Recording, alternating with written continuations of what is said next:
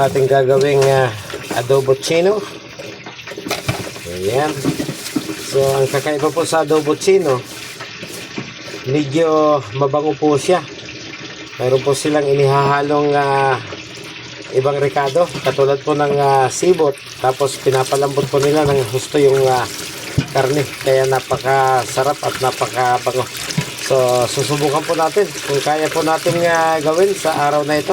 Wala namang mawawala kung susubukan natin. So hinugasan na po ito kagabi, kaya lang na-frozen po siya. Palalambot-lambutin lang po muna natin.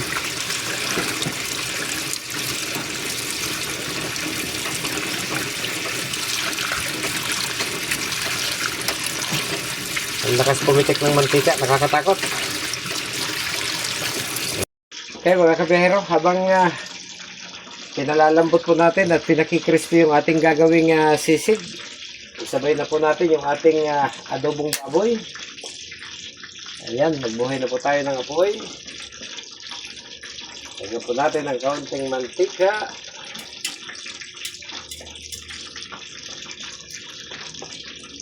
Ayun.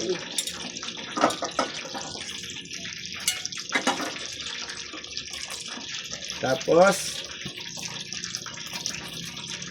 nalagay na po tayo ng rekado, bawang, sibuyas, ayun. At siyempre tayo po ay maglalagay ng paminta. Okay. Pagkatapos ay atin na pong imimikos-mikos.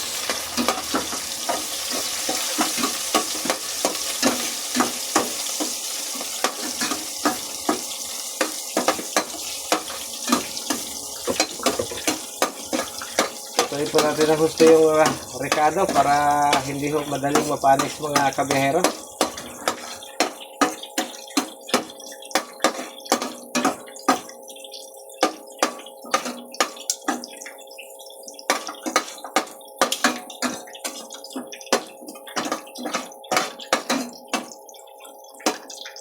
Pagkatapos,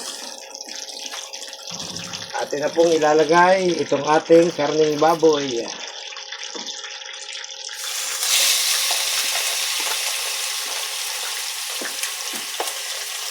Ayan. Atin po siyang isasangkot sa ng bahagya. Bago po natin lagyan ng tubig.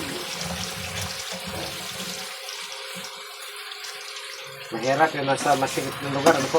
Napakasafe po itong aming tinitirhan. Kaya lang, habang may siyang kumot, mag-taste po tayong nakabaluktot. Mahirap naman po tayo mag-ambisyon ng higit sa rito sa ating makakaya. Yan. So, isangkot sa po muna natin ito saglit.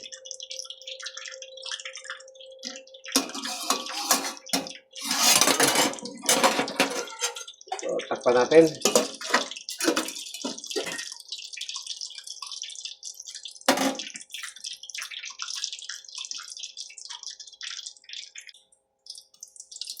Okay guys, check po natin. Ayun. May konti pang tubig-tubig. Ubusin po natin yung sariling tubig sa katawan ng baboy. At lagyan po natin ito. Ayan. Sibot. Isa po yan sa pampabango ng karne. Lalo na ho yung mga nagpapare. Ito ho yung kanilang ginagamit mga kabihero.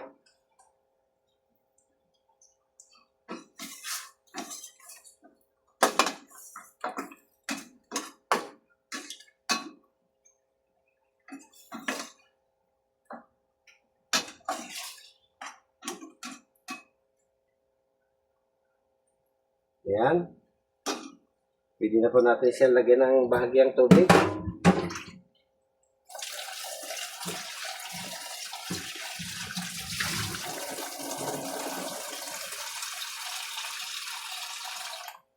Dapat kasi ay lumambot siya ng husto.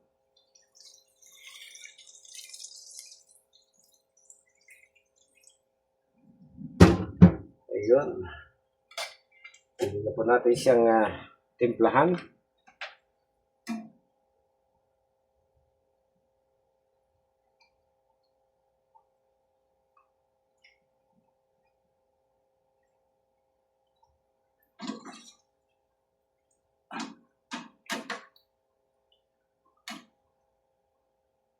Mamaya natin lalagyan ng asin.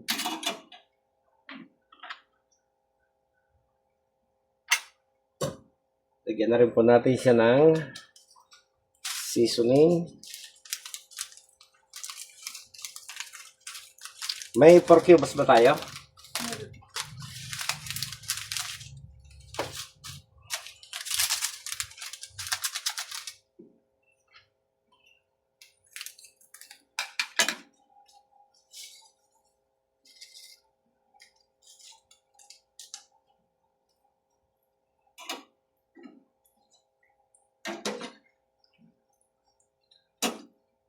Pagkatapos, lalagyan po natin siya ng 4 cubes. Oh, daming Ricardo ngayon. Hayaan nyo na po, holiday naman. Handang pamasko na po natin yan, mga kabihero.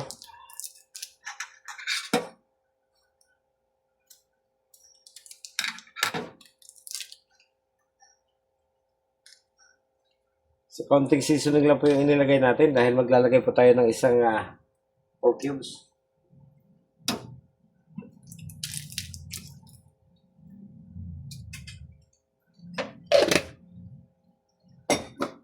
Ayun. Pagkatapos ay tatakpan po muli natin. Hanggang sa siya po ituluyan ng lumambot ng husto. Kaya na lang po natin siyang kumukulo.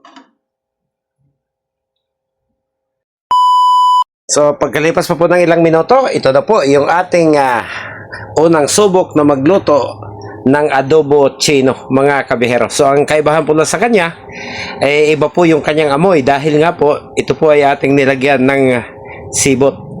Okay.